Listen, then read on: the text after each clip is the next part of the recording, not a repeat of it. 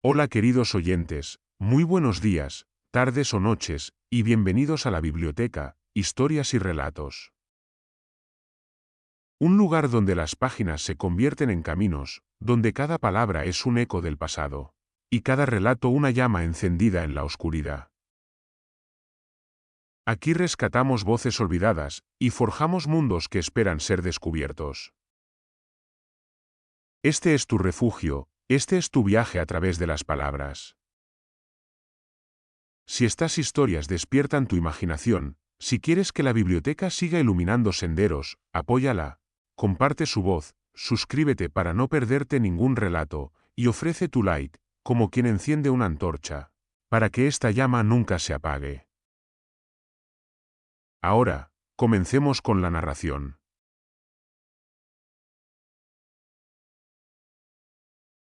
El brillo del sabio, Sirácides 50, cuando la sabiduría se convierte en luz eterna.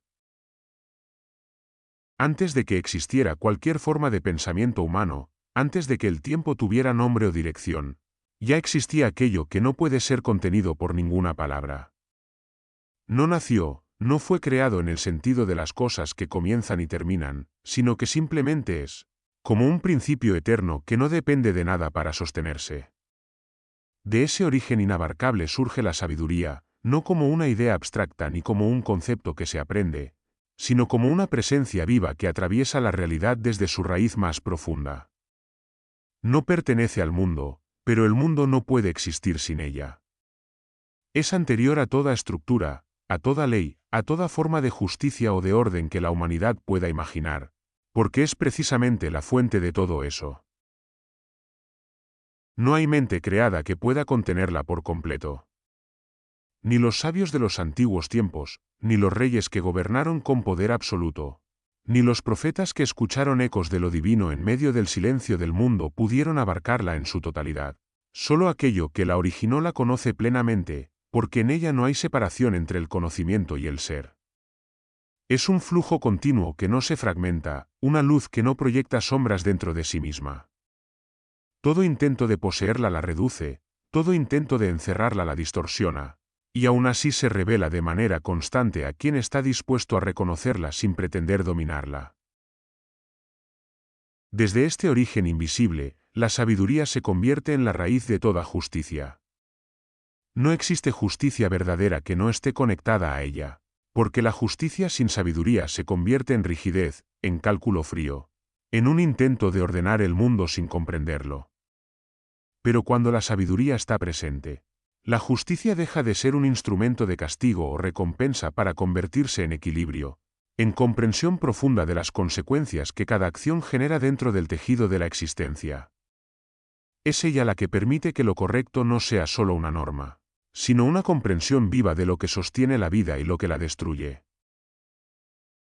El orden del mundo, aunque los hombres lo ignoren, descansa sobre esta raíz invisible.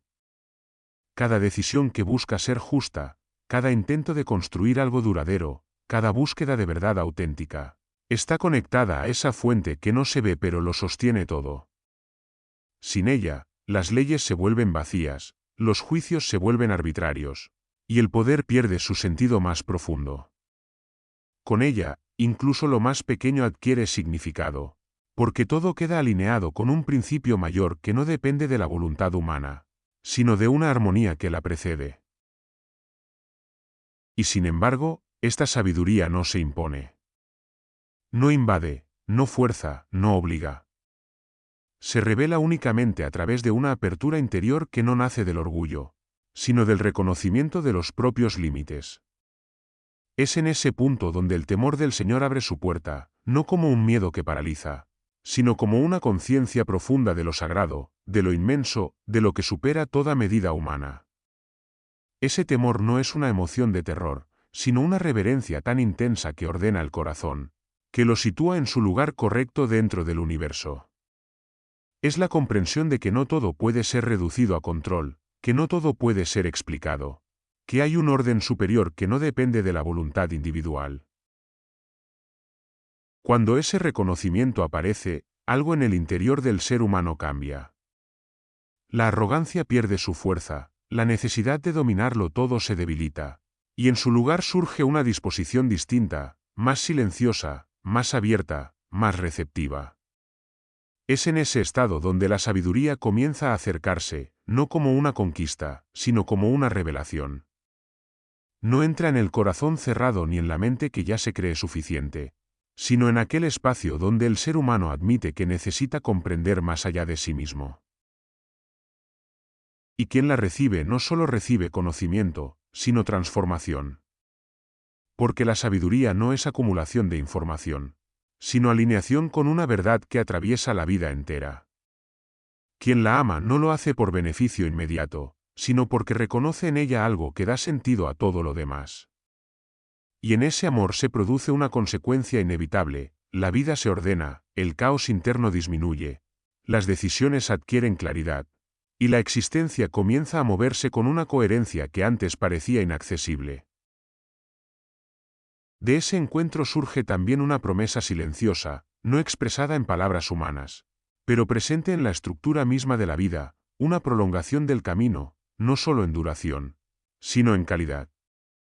No se trata únicamente de vivir más tiempo, sino de vivir con mayor plenitud, con mayor entendimiento, con una paz que no depende de las circunstancias externas.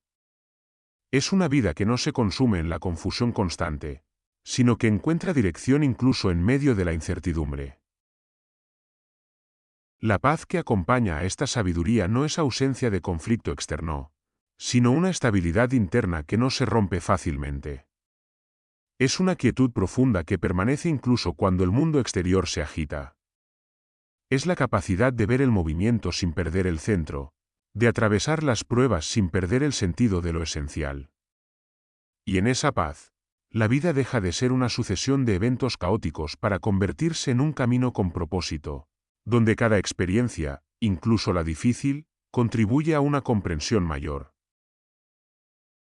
Así, desde su origen eterno hasta su manifestación en la vida humana, la sabiduría se revela como un puente entre lo infinito y lo cotidiano. No pertenece a un tiempo concreto ni a un lugar específico, pero se hace presente en cada instante donde el corazón se abre a reconocerla. Y en ese reconocimiento, el ser humano deja de ser únicamente observador del mundo para convertirse en alguien que participa, conscientemente, en un orden más profundo, donde cada paso, cada decisión y cada silencio adquieren un significado que trasciende lo visible. El camino hacia la sabiduría no se mantiene abierto por la fuerza ni por la acumulación de conocimiento, sino por la disposición interior de quien lo recorre. En ese sendero invisible que atraviesa la vida humana, existe una barrera sutil pero poderosa que determina quién puede avanzar y quién queda atrapado en sí mismo. Esa barrera no es externa, no está hecha de piedra ni de hierro, sino que nace dentro del corazón cuando el yo se expande más de lo que puede sostener la realidad. Ese crecimiento desmedido del propio ego, esa sensación de autosuficiencia absoluta, es lo que se conoce como orgullo, y en él se oculta una distancia progresiva respecto a la verdad. El orgullo no necesita gritar para hacerse presente, a veces se disfraza de certeza, de experiencia acumulada, de seguridad en el propio juicio. Pero en su raíz siempre existe una desconexión con aquello que no puede ser controlado ni comprendido del todo. Cuando el orgullo domina, la mente se cierra lentamente, no porque deje de aprender, sino porque deja de escuchar. Y en ese cierre progresivo, incluso la sabiduría más cercana se vuelve invisible, como si existiera una niebla que impide reconocer lo evidente.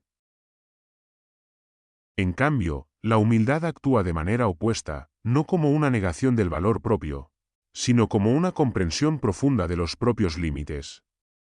Es la capacidad de mantenerse abierto ante la posibilidad de no saberlo todo, de aceptar que la verdad no siempre coincide con la percepción individual. En ese estado, el ser humano deja de defender su posición como si fuera absoluta y comienza a observar la realidad con mayor claridad, sin la distorsión constante del ego. La humildad no empobrece al espíritu, lo expande, porque lo libera de la necesidad de imponerse sobre lo que existe.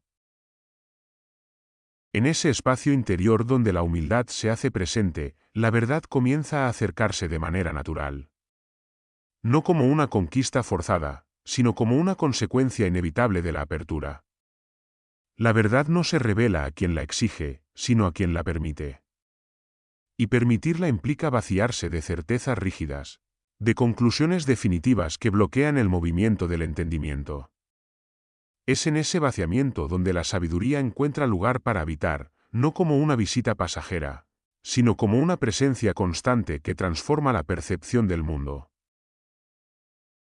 Sin embargo, el camino hacia esa transformación no es inmediato. Existe un elemento que actúa como puente entre la intención y la comprensión profunda, y ese elemento es la disciplina.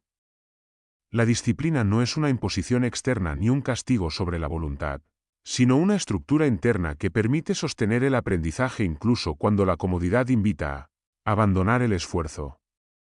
Es el compromiso silencioso con el crecimiento, incluso cuando no hay resultados visibles inmediatos. A través de la disciplina, la mente se entrena para no depender únicamente de impulsos momentáneos, sino para sostener procesos que requieren tiempo, paciencia y constancia. Con el tiempo, esa disciplina se convierte en un camino firme hacia la sabiduría, porque ordena el caos interior y permite que la comprensión se asiente de manera estable. No se trata solo de acumular experiencias, sino de integrarlas, de darles un sentido que no se disuelva con el paso de los días. La disciplina enseña a permanecer, a insistir en el aprendizaje incluso cuando es incómodo, incluso cuando la mente busca atajos. Y en esa persistencia se forma una estructura interna que puede sostener verdades más profundas sin fragmentarse. Pero no todos responden de la misma manera ante la verdad cuando ésta se presenta. Hay quienes, atrapados en su propio orgullo, rechazan cualquier forma de corrección. No porque la corrección sea incorrecta, sino porque amenaza la imagen que han construido de sí mismos. En ese rechazo no hay protección real, sino una defensa ilusoria que impide el crecimiento. El necio no es aquel que desconoce, sino aquel que se niega a reconocer que desconoce. Y en esa negación, incluso la oportunidad de aprender se convierte en algo que se percibe como amenaza. El rechazo a la corrección es una forma de cierre interno que detiene el movimiento natural del aprendizaje. Es como si el flujo de la comprensión se detuviera en una pared invisible construida por la necesidad de tener siempre la razón. En ese estado, incluso las advertencias más claras, incluso las experiencias más evidentes, son reinterpretadas para mantener intacta la propia visión, aunque esa visión esté desconectada de la realidad. Frente a esa rigidez, la sabiduría adopta una cualidad distinta. No se limita a escuchar a los grandes maestros o a las voces más reconocidas, sino que es capaz de reconocer valor incluso en lo pequeño.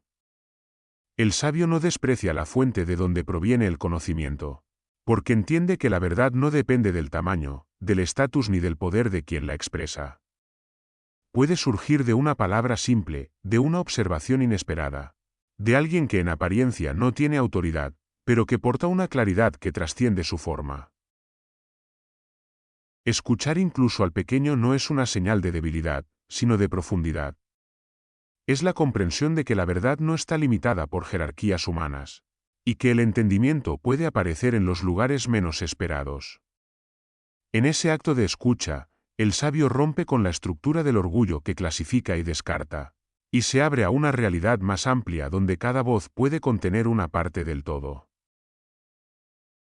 Así, entre el orgullo que cierra y la humildad que abre, entre el rechazo que detiene y la disciplina que sostiene, entre la ceguera del necio y la escucha del sabio, se define el verdadero movimiento del espíritu humano. No es un movimiento hacia afuera, sino hacia adentro, donde cada capa de ilusión se disuelve lentamente para dar paso a una comprensión más clara de lo que siempre ha estado presente, esperando ser reconocido sin imposición, sin resistencia, sin necesidad de dominarlo para hacerlo real. En el entramado invisible de la vida, donde cada decisión deja una huella que no siempre es visible de inmediato, la justicia no se presenta como un acto aislado ni como una simple reacción ante lo evidente. Se manifiesta como un principio profundo que atraviesa todas las cosas, incluso aquellas que el ojo humano no alcanza a comprender en su totalidad. En ese orden oculto, la apariencia se convierte en una de las mayores trampas de la percepción, porque lo visible no siempre refleja lo verdadero, y lo que parece sólido puede ser solo una superficie frágil que oculta vacío o distorsión.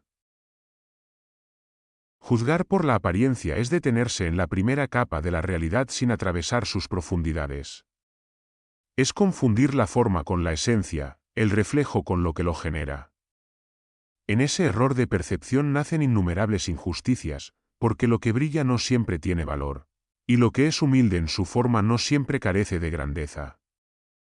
La verdadera comprensión exige ir más allá de lo inmediato, atravesar el velo de lo superficial y reconocer que la realidad tiene múltiples niveles que no se revelan al instante. De la misma manera, la riqueza material, aunque visible y medible, no es garantía de valor real. Puede acumularse sin generar sabiduría, puede crecer sin aportar sentido, puede expandirse sin tocar la profundidad del ser. Hay quienes poseen abundancia externa pero permanecen vacíos en su interior, mientras que otros, con muy poco en términos materiales, sostienen una riqueza invisible hecha de claridad, coherencia y equilibrio. La confusión surge cuando se asume que lo externo define lo interno, cuando se cree que el peso de lo material determina el valor de la existencia. Sin embargo, en medio de ese contraste, existe una forma de ser que permanece estable incluso cuando todo alrededor cambia. El justo es firme como una roca, no porque esté libre de dificultades, sino porque su interior está alineado con un principio que no depende de las fluctuaciones externas. Su estabilidad no proviene de la ausencia de tormentas, sino de la profundidad de sus raíces. Mientras todo puede moverse en la superficie, él permanece anclado en una comprensión que no se quiebra fácilmente, porque no está basada en la conveniencia, sino en la coherencia. Esa firmeza no es rigidez, sino consistencia. No es resistencia ciega, sino claridad interior que permite sostenerse incluso cuando las circunstancias son adversas. En su estabilidad no hay arrogancia, sino equilibrio, una forma de presencia que no necesita imponerse para mantenerse en pie. Es esa constancia la que lo distingue, no por superioridad, sino por alineación con aquello que no se desvía con facilidad. En contraste con esa solidez, existe otra realidad inevitable que opera en silencio, sin necesidad de intervención externa. El malvado no necesita ser derribado por fuerzas ajenas, porque en su propio desequilibrio lleva el principio de su caída. Sus acciones, al estar desconectadas de la armonía profunda, generan una acumulación de consecuencias que tarde o temprano lo alcanzan. No es un castigo impuesto desde fuera, sino un resultado interno que se manifiesta con el tiempo. Cada acto que se desvía de la justicia auténtica contiene en sí mismo su propio desenlace. Lo que se construye sin equilibrio no puede sostenerse indefinidamente. Puede permanecer por un tiempo, puede parecer estable, incluso puede crecer, pero su base está comprometida desde el inicio. Y cuando el peso acumulado supera la capacidad de sostén, la caída no es repentina en esencia, sino la culminación de un proceso que ya estaba en movimiento desde mucho antes. En este orden profundo, nada queda sin respuesta. No como una intervención inmediata visible, sino como una red de relaciones invisibles donde cada acción genera una onda que regresa a su origen. Todo lo que se hace se integra en el tejido de la realidad y, con el tiempo, regresa en forma de experiencia, consecuencia o transformación. No existe acto aislado que no tenga eco, ni decisión que no participe en un flujo mayor que conecta todo lo existente. Así, la justicia no es solo un concepto moral, sino una estructura viva que sostiene el equilibrio del mundo. No depende únicamente de las leyes humanas ni de los juicios externos, sino de una coherencia interna que opera más allá de la percepción inmediata. En ella, la apariencia pierde su poder absoluto, la riqueza revela su verdadera naturaleza, la firmeza del justo se sostiene sin esfuerzo, la caída del desequilibrado se produce por su propio peso, y cada acción encuentra su lugar dentro de una cadena de consecuencias que no puede ser ignorada. En ese movimiento constante, la vida se revela como un sistema donde nada queda fuera del orden, aunque ese orden no siempre sea evidente en el instante presente. Lo que hoy parece desconectado, mañana muestra su relación. Lo que hoy parece sin sentido, con el tiempo revela su propósito dentro de una estructura mayor que no se detiene ni se rompe, sino que se ajusta continuamente para mantener el equilibrio de todo lo que existe. Dentro del ser humano existe un territorio que no puede ser conquistado por fuerzas externas, pero que sí puede desbordarse desde dentro si no es comprendido. Ese territorio es el corazón, no solo como órgano de vida, sino como centro de impulsos, emociones, decisiones y reacciones que determinan la dirección de cada acción. En ese espacio invisible se libra una batalla constante entre lo que surge de manera inmediata y lo que puede ser sostenido con conciencia. Y en esa batalla silenciosa se revela una forma de fuerza que no depende de la violencia ni de la imposición, sino de la capacidad de contenerse a uno mismo. El autocontrol no es una ausencia de emoción, sino la capacidad de no ser arrastrado por ella. Es una fuerza que no se ve, porque no necesita manifestarse de forma explosiva para existir.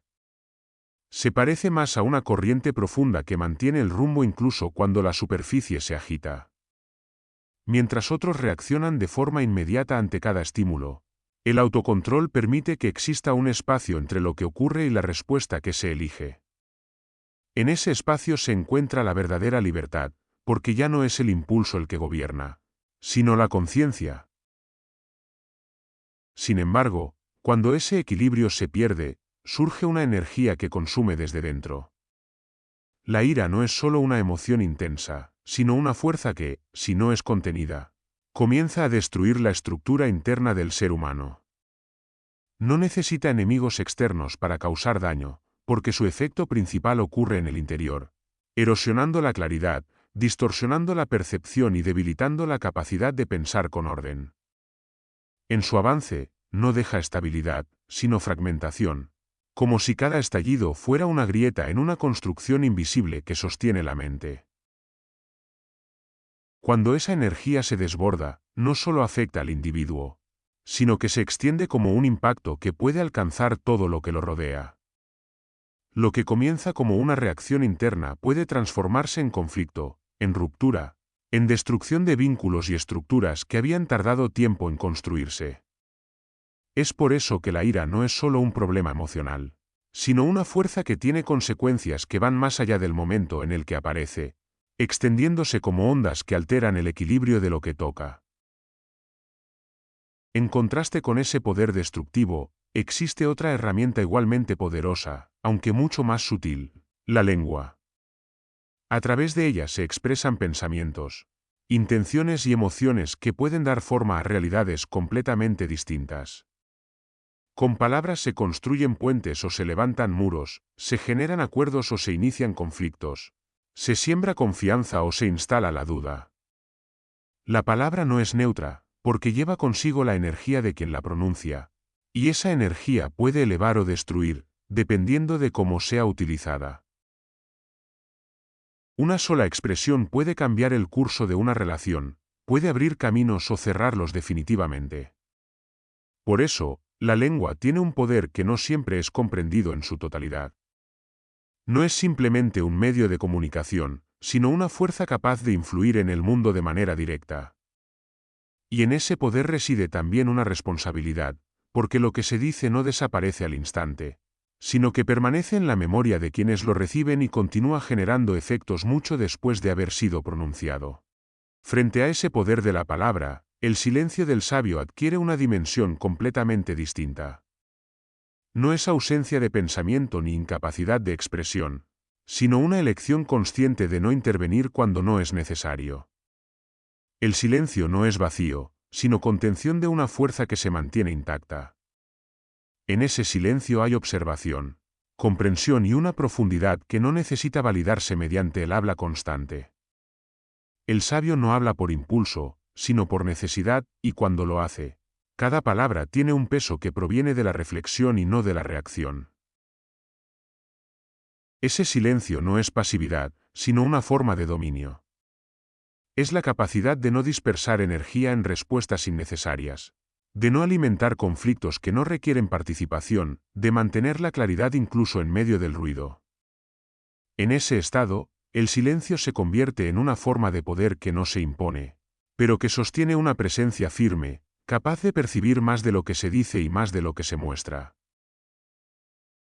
En el extremo opuesto de esa conciencia, se encuentra el impulso del necio, que habla antes de pensar. En esa urgencia por expresar sin reflexión, las palabras pierden dirección y se convierten en reacciones inmediatas que no han pasado por el filtro de la comprensión. Hablar sin pensar es abrir puertas sin saber qué hay detrás, es lanzar energía sin dirección. Es crear consecuencias que no han sido consideradas antes de ser generadas. Ese impulso no solo revela falta de control, sino también una desconexión con el impacto real de las propias palabras. Porque cada expresión tiene un efecto, y cuando se emite sin conciencia, ese efecto se multiplica de manera impredecible. El resultado puede ser confusión, conflicto o daño innecesario, no por la intención inicial, sino por la ausencia de reflexión que precede al acto de hablar. Así, entre el autocontrol que sostiene, la ira que destruye, la palabra que construye o arrasa, el silencio que contiene poder y el impulso que dispersa, se revela el verdadero dominio del corazón.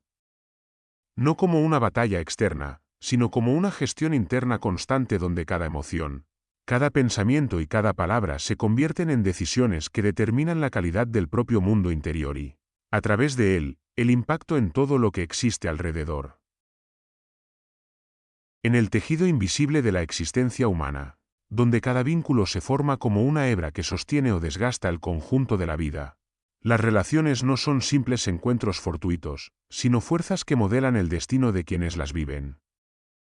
Entre todos los lazos que el ser humano puede experimentar, pocos son tan valiosos y a la vez tan escasos como la verdadera amistad, aquella que no depende de la conveniencia ni del tiempo favorable, sino que permanece incluso cuando las circunstancias se vuelven adversas. El amigo fiel no se revela en los momentos de abundancia, porque en esos tiempos muchos pueden estar presentes sin esfuerzo. Su verdadera naturaleza aparece cuando el entorno se oscurece, cuando la estabilidad se rompe y cuando la vida deja de ofrecer comodidad. Es en ese escenario donde se distingue el vínculo auténtico del superficial. El amigo fiel no mide la relación en función de lo que recibe, sino en función de la lealtad que sostiene, incluso cuando no hay recompensa visible. Por eso su presencia es rara, no porque sea imposible de encontrar, sino porque exige una profundidad de compromiso que no todos están dispuestos a asumir. En contraste, existe otra forma de relación que se sostiene únicamente mientras las condiciones son favorables. El falso amigo se mueve dentro del terreno de la conveniencia, permaneciendo cerca cuando hay beneficio y alejándose cuando surge la dificultad. No es la lealtad lo que guía su presencia, sino la utilidad. Y cuando esa utilidad desaparece, también lo hace su cercanía. En los momentos de desgracia, cuando el apoyo es más necesario, su ausencia se convierte en una evidencia clara de la naturaleza superficial del vínculo. No hay firmeza en su compañía, solo una proximidad temporal que se disuelve ante la primera señal de dificultad. Más allá de estas relaciones externas, existe un vínculo aún más profundo que conecta al ser humano con el origen mismo de su existencia. Honrar a padre y madre no es solo un acto de reconocimiento, sino la aceptación de la raíz de la propia vida. En ellos se encuentra el punto de partida de todo lo que uno es, no solo en términos biológicos, sino también en la transmisión de valores, historias, experiencias y heridas que se heredan y se transforman con el tiempo. Reconocer esa raíz es comprender que la vida no surge en aislamiento, sino dentro de una continuidad que atraviesa generaciones. El acto de honrar no implica idealizar ni ignorar las imperfecciones, sino reconocer el lugar fundamental que ocupan en la propia existencia. Es una forma de equilibrio que conecta el presente con el pasado, permitiendo que la identidad no se fragmente, sino que se entienda como parte de una cadena más amplia. En ese reconocimiento se establece una base que influye en la manera en que el individuo se relaciona con el mundo, porque quien comprende su origen también comprende mejor su posición dentro del flujo de la vida. De ese entendimiento surge una consecuencia natural que se extiende más allá del ámbito familiar, el respeto. El respeto no es una formalidad ni una simple norma social, sino una actitud profunda hacia la existencia del otro. Implica reconocer que cada ser humano posee un valor intrínseco, independientemente de su posición, su historia o sus circunstancias. Cuando el respeto se convierte en una forma de relación constante, se genera un entorno donde la convivencia deja de ser un campo de tensión y se transforma en un espacio de equilibrio. El respeto no solo ordena las relaciones, sino que también influye en lo que se recibe a cambio. Allí donde hay reconocimiento mutuo, donde las acciones no buscan humillar ni imponer, sino comprender y valorar, se crea un flujo de reciprocidad que se manifiesta como una forma de bendición. No necesariamente en términos materiales o inmediatos, sino en la estabilidad de los vínculos, en la reducción del conflicto y en la construcción de entornos donde la vida puede desarrollarse con mayor armonía. Sin embargo, cuando ese equilibrio se rompe, cuando la confianza se quiebra desde dentro de los vínculos más cercanos, el impacto no se limita a un solo momento ni a una sola relación. La traición tiene una profundidad distinta, porque no solo afecta a quien la recibe, sino que altera la estructura misma de la confianza en el entorno en el que ocurre. Su efecto no es aislado, sino expansivo, como una grieta que se extiende más allá del punto inicial de ruptura. Una traición no se limita a destruir un vínculo, sino que puede modificar la manera en que las generaciones futuras entienden la confianza, el compromiso y la lealtad.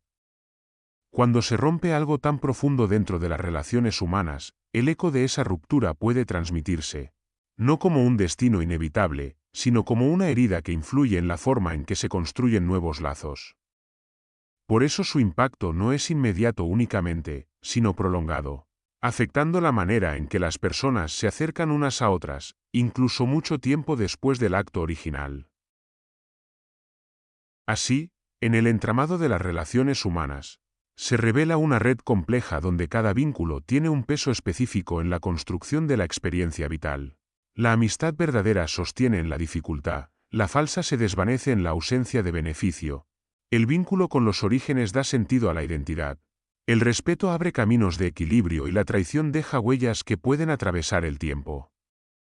En ese conjunto de fuerzas, la vida humana se desarrolla como una interacción constante entre confianza, reconocimiento y ruptura, donde cada lección en relación con el otro contribuye a definir no solo el presente, sino también la forma en que el futuro será comprendido y vivido.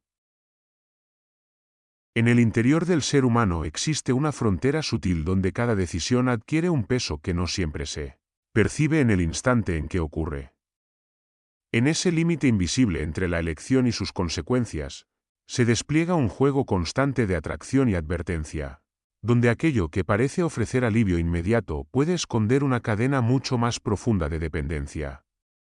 El pecado, en este sentido, no se presenta de forma evidente como destrucción, sino como promesa. Una promesa de satisfacción rápida, de placer inmediato, de liberación momentánea de las tensiones internas que el ser humano carga en silencio. Sin embargo, lo que se presenta como liberación suele contener su opuesto oculto. Lo que comienza como una elección aparentemente ligera puede transformarse en una estructura que limita, que condiciona y que reduce progresivamente la libertad interior. La esclavitud no siempre llega encadenando el cuerpo, muchas veces se instala primero en la voluntad, en la incapacidad de detener un impulso que ha comenzado a dominar la dirección de los actos. Así, aquello que prometía expansión termina reduciendo el horizonte de quien lo sigue. Dentro de ese mismo entramado de distorsión, la mentira actúa como una fuerza que no solo altera la realidad externa, sino que penetra en lo más profundo de la percepción interna. Cuando la verdad se sustituye de manera consciente, algo en la estructura del pensamiento comienza a fragmentarse. La mente, al sostener dos versiones de la realidad, una interna y otra externa, entra en un estado de tensión que, con el tiempo, debilita la claridad. No es solo el mundo el que se distorsiona, sino la propia capacidad de percibirlo con coherencia. La mentira no permanece aislada en el acto que la origina, sino que se expande como una red que obliga a sostener nuevas distorsiones para mantener la primera. Cada falsedad necesita otra que la respalde. Y así se construye una arquitectura frágil donde la verdad queda relegada a un segundo plano. En ese proceso, el alma se va alejando de su propia transparencia, porque la claridad interior depende de la coherencia entre lo que se es, lo que se piensa y lo que se expresa. Cuando esa coherencia se rompe, algo esencial comienza a corroerse desde dentro.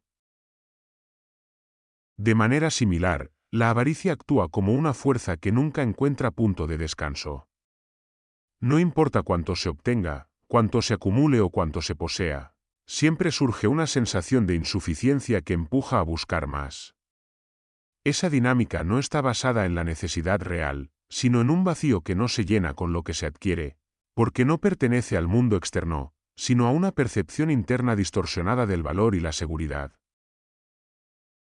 En ese estado, la acumulación deja de ser un medio y se convierte en un fin sin cierre. El deseo de tener más no se detiene con la obtención, sino que se intensifica, porque cada logro material expone la ausencia de satisfacción real. Así, la avaricia se convierte en un ciclo que se alimenta a sí mismo, donde la búsqueda nunca alcanza descanso y la inquietud se mantiene constante, incluso en medio de la abundancia. Pero ninguna de estas fuerzas permanece oculta para siempre.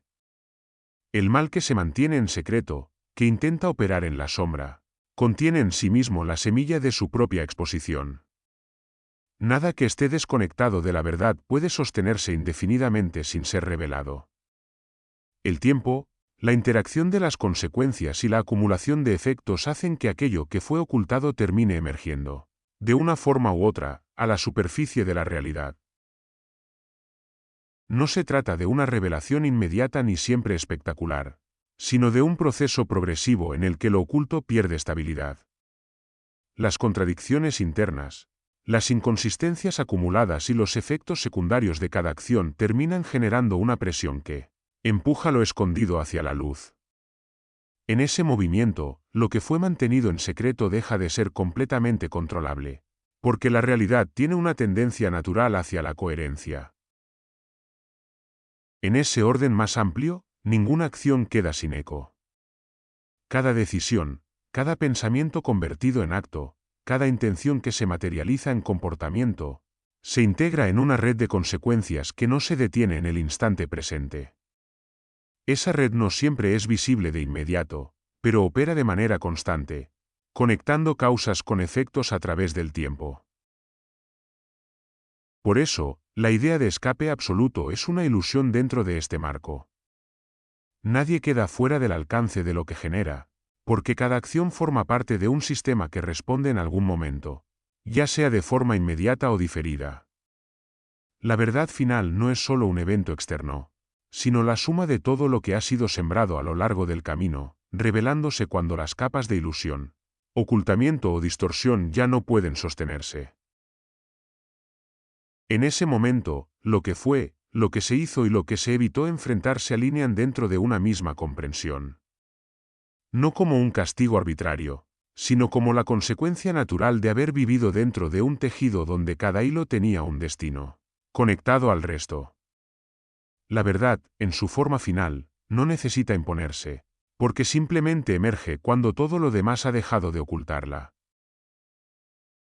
En el punto donde la dureza del mundo parece imponerse sobre todo lo demás, existe una fuerza que no se sostiene en la violencia ni en la imposición, sino en una forma distinta de comprender la fragilidad de la existencia humana. Es una fuerza que no destruye para corregir, sino que restaura para transformar, y en su naturaleza no hay deseo de revancha, sino de restauración del equilibrio interior. Esa fuerza se manifiesta en el perdón, que no es olvido ni negación de lo ocurrido, sino la decisión consciente de no permitir que el daño recibido determine el futuro del corazón. El perdón actúa como una apertura en medio de estructuras cerradas, como una grieta luminosa que permite que algo nuevo entre donde antes solo había tensión acumulada. No elimina el pasado, pero cambia su peso. Lo que antes era una carga que mantenía al espíritu anclado a la herida comienza a transformarse en una comprensión distinta de la experiencia vivida. En ese movimiento interno, el perdón no libera al otro únicamente, sino que libera a quien lo concede de la prisión invisible que sostiene el resentimiento. A partir de ese acto interior, se abre un espacio que no pertenece a lo material, sino a una dimensión más profunda de la conciencia, donde la rigidez de las emociones se encuentra una posibilidad de transformación. Es en ese espacio donde se dice que el perdón abre puertas celestiales, no como una imagen distante o abstracta, sino como una forma de describir el acceso a un estado de mayor ligereza interior, donde la carga del conflicto pierde su dominio sobre la percepción de la vida. Muy cerca de esa misma realidad se encuentra la misericordia, una fuerza que no se limita a liberar al que ha sido herido, sino que también reconoce la fragilidad del que ha causado daño. No nace de la debilidad, sino de una comprensión profunda de la condición humana, donde el error no siempre es producto de maldad absoluta, sino de ignorancia, dolor o desconexión. La misericordia observa más allá del acto puntual y percibe el contexto que lo ha generado, sin justificarlo, pero sin reducir al individuo a ese único momento. En ese sentido, la misericordia no se alinea con la venganza, porque la venganza busca equilibrar el daño mediante la repetición del dolor, mientras que la misericordia busca romper ese ciclo desde su raíz. La venganza prolonga el impacto del sufrimiento, lo multiplica y lo extiende en el tiempo, mientras que la misericordia introduce una interrupción en ese ciclo, una posibilidad de que la cadena de daño no continúe indefinidamente. Por eso se dice que es más fuerte, no porque imponga más poder, sino porque logra detener aquello que la venganza solo perpetuaría. En la vida humana, este principio se manifiesta también en la relación con los más vulnerables. Ayudar al pobre no es únicamente un acto de asistencia material, sino una forma de reconocer la dignidad que no depende de la posición social ni de la posesión de recursos. Es un acto que trasciende la simple transferencia de bienes, porque implica una visión del otro como portador de valor intrínseco, independientemente de su situación actual. En ese reconocimiento se establece una conexión que va más allá de lo visible. Honrar a lo vulnerable es, en este sentido, una forma de honrar aquello que sostiene la vida en su conjunto, porque la existencia no se sostiene solo en la fuerza o en la acumulación, sino también en la capacidad de cuidado mutuo. Cuando se extiende la mano hacia quien carece, no solo se modifica la situación del otro, sino que se transforma también la estructura interna de quien da, porque la generosidad rompe la lógica del aislamiento y abre un flujo de intercambio que enriquece ambas direcciones. La generosidad, en su esencia, no reduce lo que se tiene, sino que multiplica la experiencia de la vida. No necesariamente en términos materiales, sino en profundidad, en sentido y en conexión. Dar sin cálculo rígido, sin la expectativa de retorno inmediato, genera una expansión interna que modifica la percepción de la abundancia. Lo que se comparte no desaparece, sino que se integra en un ciclo más amplio donde el acto de dar y recibir deja de ser una transacción cerrada y se convierte en un movimiento continuo de circulación.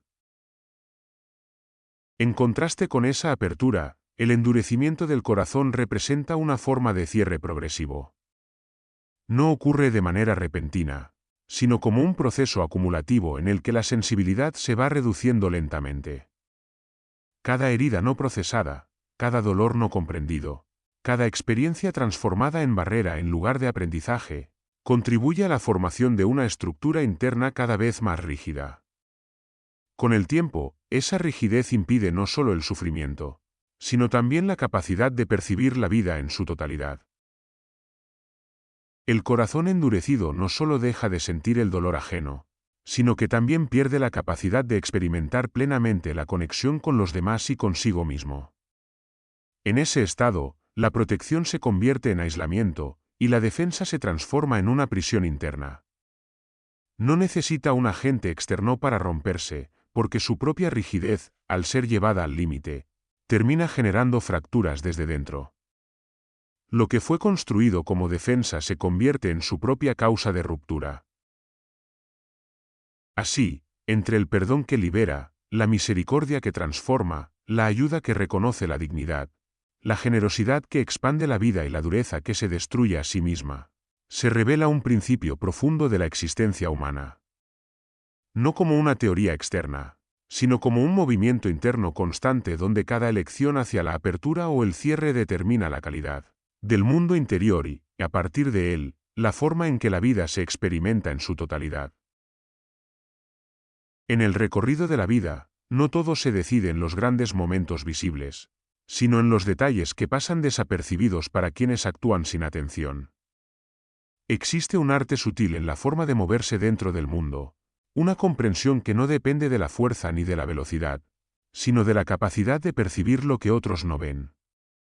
En ese terreno, la palabra no es simplemente un medio de expresión, sino una herramienta que puede abrir o cerrar caminos, especialmente cuando se pronuncia en presencia de aquellos que ejercen poder. Cuidar lo que se dice en la mesa del poderoso no es solo una cuestión de prudencia social, sino una forma de reconocer que cada palabra tiene un peso distinto según el contexto en el que se emite. En ciertos espacios, una frase ligera puede adquirir consecuencias desproporcionadas, no por su contenido aislado, sino por la estructura de relaciones que la rodea. El lenguaje, en esos entornos, no flota libremente, sino que se inserta en dinámicas donde cada expresión puede ser interpretada, amplificada o distorsionada. Por eso, la conciencia sobre lo que se dice se convierte en una forma de protección, no desde el miedo, sino desde la comprensión del impacto real de la comunicación. Antes de cualquier acción, existe un momento que suele ser ignorado por quienes se dejan llevar por la inmediatez: la observación. Observar no es simplemente mirar, sino comprender lo que se está viendo antes de intervenir en ello. Es permitir que la realidad se revele en sus propios términos antes de intentar modificarla. En esa pausa consciente se acumula información que no es evidente en la primera impresión, y que puede determinar la diferencia entre una decisión acertada y una reacción impulsiva. La observación permite que la acción no sea un salto en la oscuridad, sino un movimiento basado en la comprensión de las circunstancias. Quien observa antes de actuar no se limita a responder al estímulo inmediato, sino que integra múltiples capas de información antes de comprometerse con una dirección. En ese proceso, el tiempo se convierte en aliado, no en obstáculo, porque cada instante de atención añade claridad a la decisión que está por tomarse. Dentro de ese mismo entramado de decisiones, existe otro elemento que puede influir profundamente en el destino de las acciones: la confianza. No toda promesa tiene el mismo peso, y no toda palabra ofrecida en el futuro contiene la intención o la capacidad de ser cumplida. Confiar en promesas vacías es proyectar estabilidad sobre algo que no tiene estructura para sostenerse. Es construir expectativas sobre fundamentos que no han sido verificados. La experiencia, en este contexto, actúa como una forma de memoria viva que no necesita ser impuesta, porque se graba a través de lo vivido. No habla con ruido ni exige atención inmediata, pero deja huellas profundas en la manera en que se interpreta la realidad. Cada error, cada acierto, cada consecuencia experimentada directamente se convierte en una referencia interna que guía futuras decisiones sin necesidad de explicaciones externas. Es un maestro silencioso que no se impone, pero que transforma desde dentro. A medida que el tiempo avanza, esa experiencia acumulada comienza a revelar patrones que no eran evidentes al inicio.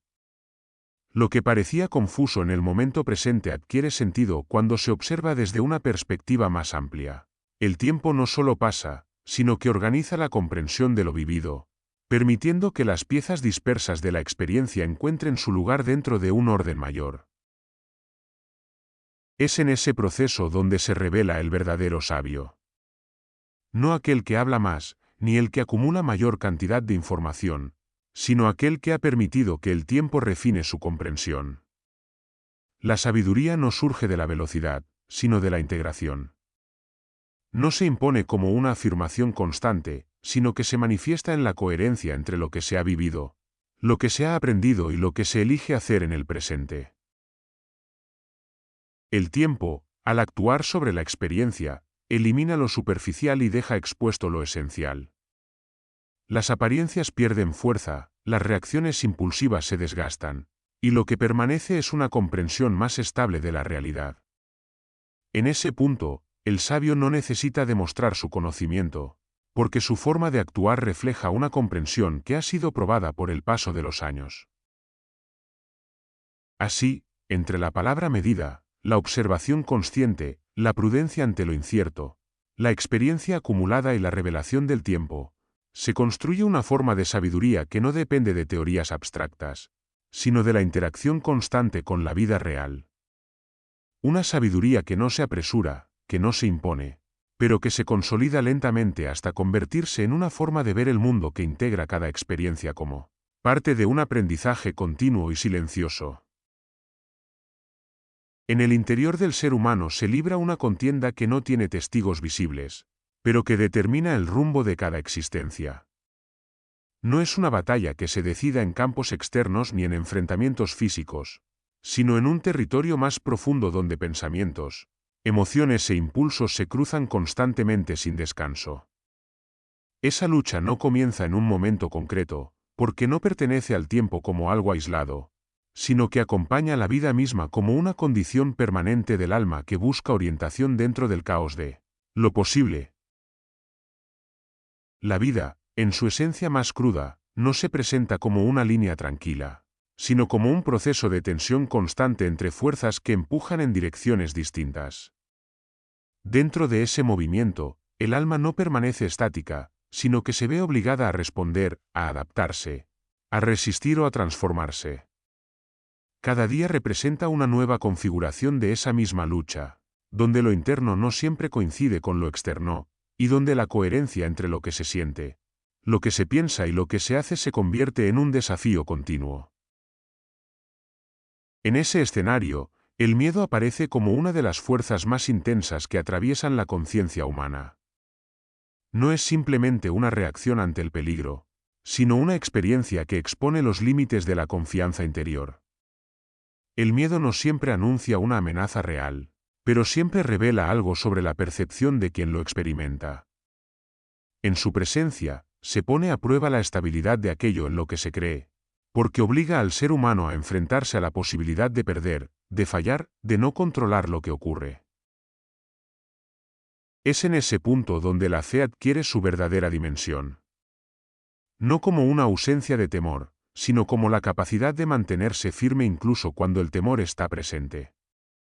La fe no elimina la incertidumbre, pero impide que ésta determine por completo la dirección de la voluntad. Cuando el miedo surge, la fe no lo niega, sino que lo atraviesa, sosteniendo una confianza que no depende de la evidencia inmediata, sino de una convicción más profunda sobre el sentido del camino. En ese enfrentamiento silencioso entre el miedo y la confianza, el alma se ve obligada a definirse una y otra vez. No como una decisión única e irreversible, sino como una serie continua de elecciones internas donde cada respuesta fortalece o debilita la estructura de la conciencia. El miedo prueba, revela y desafía, mientras la fe sostiene, orienta y permite avanzar a pesar de la incertidumbre. Ninguna de las dos fuerzas desaparece por completo, pero su equilibrio determina la calidad del movimiento interior. Dentro de este proceso, la perseverancia se convierte en el factor que diferencia a quienes avanzan con profundidad de quienes se detienen en la superficie de la experiencia. Perseverar no es simplemente continuar, sino hacerlo incluso cuando las condiciones internas y externas no favorecen la continuidad. Es mantener la dirección a pesar de la resistencia, tanto la que proviene del entorno como la que surge dentro del propio ser. La perseverancia no se sostiene en la intensidad momentánea, sino en la consistencia a lo largo del tiempo. Es una fuerza que no depende de impulsos pasajeros, sino de una decisión que se renueva constantemente. En ese sentido, no es espectacular ni inmediata, pero sí decisiva. Porque mientras el entusiasmo puede encenderse y apagarse, la perseverancia mantiene el movimiento incluso cuando el entusiasmo ya no está presente. Es en esa continuidad donde se produce una separación natural entre el sabio y el necio. No como un juicio externo impuesto desde fuera, sino como el resultado de caminos distintos recorridos a lo largo del tiempo. El sabio no se define únicamente por lo que sabe, sino por su capacidad de sostener el aprendizaje incluso en la dificultad.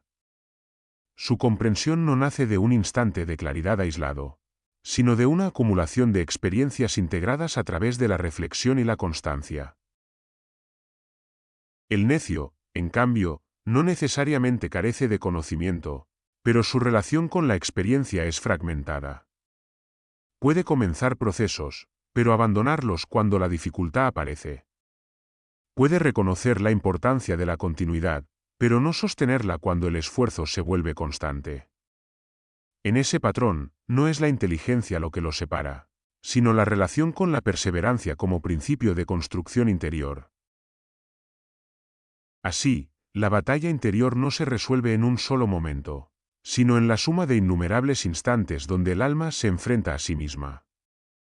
Cada miedo superado, cada duda atravesada, cada esfuerzo sostenido contribuye a formar una estructura interna más estable o más frágil, dependiendo de cómo se respondan esos desafíos. En ese proceso continuo, la vida no deja de ser una lucha, pero se convierte también en un camino de transformación donde la forma de enfrentar la batalla determina lo que el ser humano llega a ser en lo más profundo de sí mismo. En la memoria del mundo existen rastros que no se borran con el paso del tiempo, huellas que no pertenecen únicamente a la historia escrita por los hombres, sino a una continuidad más profunda donde las acciones justas dejan una resonancia que atraviesa generaciones. Los antiguos que caminaron en rectitud no desaparecen del todo cuando su vida termina, porque aquello que construyeron en coherencia con lo verdadero permanece como una forma de influencia silenciosa que sigue actuando mucho después de su presencia física. No es la fama lo que los sostiene, ni el recuerdo superficial lo que los conserva, sino la calidad de lo que dejaron atrás, como si cada acto justo hubiera sido grabado en una estructura invisible que no se desgasta con facilidad.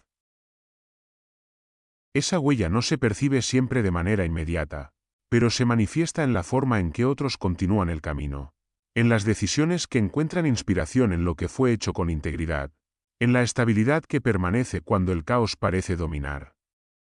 La justicia de quienes vinieron antes no se limita a su tiempo, sino que se extiende como una influencia que atraviesa el presente y condiciona el futuro de maneras que muchas veces no son reconocidas de forma consciente. En ese sentido, la vida de los justos antiguos no se cierra con su muerte, sino que continúa actuando como un eco que modela la realidad de quienes siguen después. Dentro de ese mismo orden, la creación en su totalidad se presenta como una expresión continua de algo que trasciende la comprensión humana. No es un escenario estático, sino un sistema vivo que se despliega constantemente, mostrando formas, procesos y ciclos que no dependen de la voluntad humana para existir. En su movimiento, la creación no permanece en silencio, sino que parece declarar algo a través de su propia existencia, como si cada elemento del mundo participara en una expresión mayor que lo supera individualmente. La existencia de montañas, ríos, cielos, ciclos de vida y transformación no es simplemente una acumulación de fenómenos aislados, sino una manifestación de un orden que se sostiene a sí mismo. En esa estructura, todo tiene un lugar, incluso aquello que parece caótico en la superficie. La creación no necesita explicarse para existir, pero su coherencia interna sugiere una armonía que va más allá de la percepción inmediata. En esa armonía, cada parte contribuye a un conjunto que no se agota en lo visible. Esa totalidad puede ser comprendida como una proclamación constante de una realidad superior, no en términos de lenguaje humano, sino en la forma en que todo lo existente se organiza, se relaciona y se mantiene en equilibrio. No hay elemento aislado que no dependa de otro, ni proceso que no esté conectado con múltiples niveles de interacción. En ese entrelazamiento, la creación se convierte en una expresión continua de orden, donde lo que existe no lo hace de manera arbitraria, sino dentro de un marco que sostiene la coherencia del conjunto. La naturaleza, dentro de ese mismo sistema, actúa como una maestra silenciosa que no impone enseñanzas, pero las revela a través de su funcionamiento. En ella se observa un equilibrio constante entre crecimiento y contención, entre expansión y límite, entre generación y disolución. Nada permanece fijo de manera absoluta, pero tampoco nada se mueve sin dirección. Ese equilibrio no depende de intervención externa, sino de una dinámica interna que mantiene la estabilidad del conjunto a través del cambio. En ese comportamiento se revela una forma de orden que no necesita ser dictado, porque surge de la interacción misma de los elementos. La naturaleza no actúa con intención consciente en términos humanos, pero su funcionamiento muestra una coherencia que puede ser comprendida como una enseñanza sobre el equilibrio. En sus ciclos, en sus repeticiones y en sus transformaciones, se refleja una estructura donde cada exceso encuentra su límite y cada carencia su compensación. El crecimiento de una forma de vida, su desarrollo, su declive y su renovación forman parte de un proceso continuo que no se detiene. En ese proceso, nada se pierde de manera absoluta, sino que se transforma, se reintegra o se convierte en parte de otros ciclos. Esa dinámica muestra que el orden no es rigidez, sino capacidad de sostener el cambio sin perder coherencia. Es un equilibrio que no elimina la transformación, sino que la integra dentro de un marco más amplio.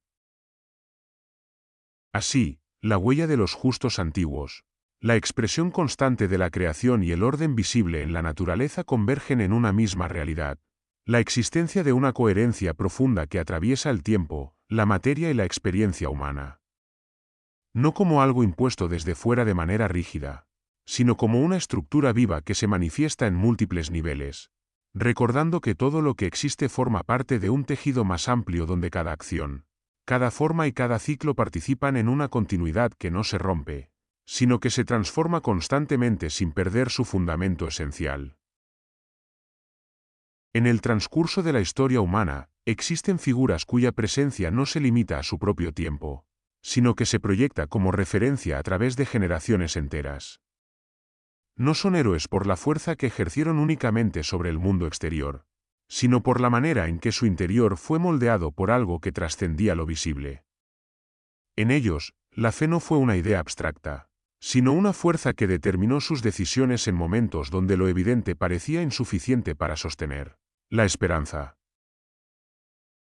David, en su tiempo, no se definió únicamente por los combates que enfrentó, sino por la convicción interna que lo sostuvo cuando las circunstancias externas parecían desproporcionadas, frente a su propia capacidad. Su victoria no se explica solo en términos de enfrentamiento físico, sino en la certeza interior que lo impulsó a actuar sin depender exclusivamente de lo que sus ojos podían medir como posible.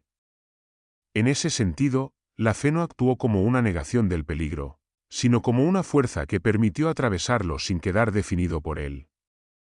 Su historia se convierte así en un ejemplo de cómo la confianza interior puede transformar lo que parece una desventaja absoluta en un camino abierto hacia la superación.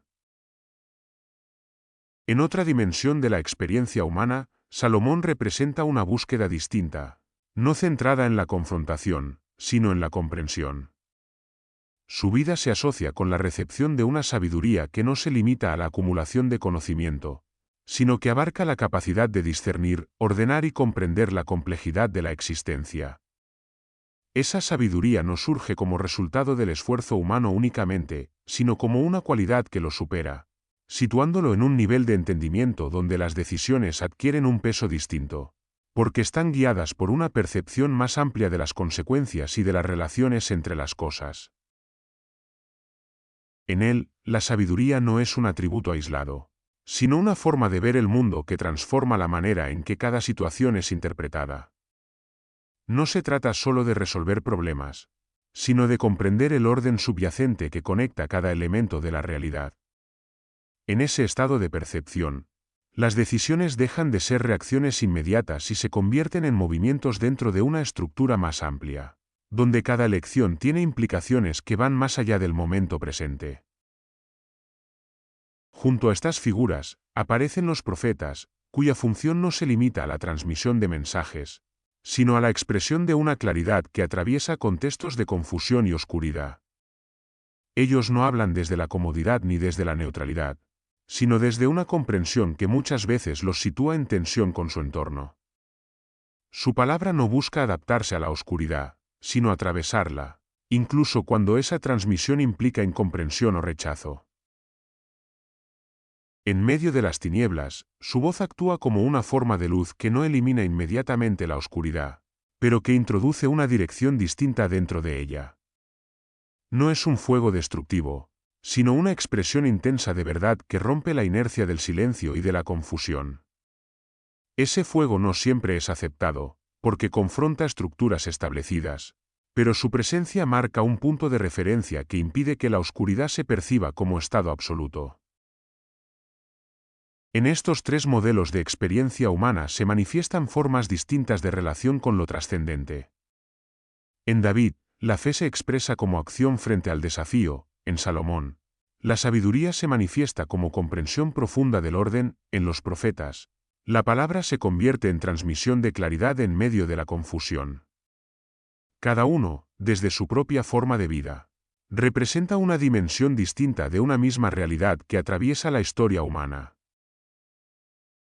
Lo que los une no es la ausencia de dificultad, sino la manera en que cada uno responde a ella desde un nivel interno que no depende exclusivamente de las condiciones externas. En sus vidas se refleja la idea de que la existencia humana no está determinada únicamente por lo visible, sino por la calidad de la relación entre el interior del ser y aquello que lo trasciende.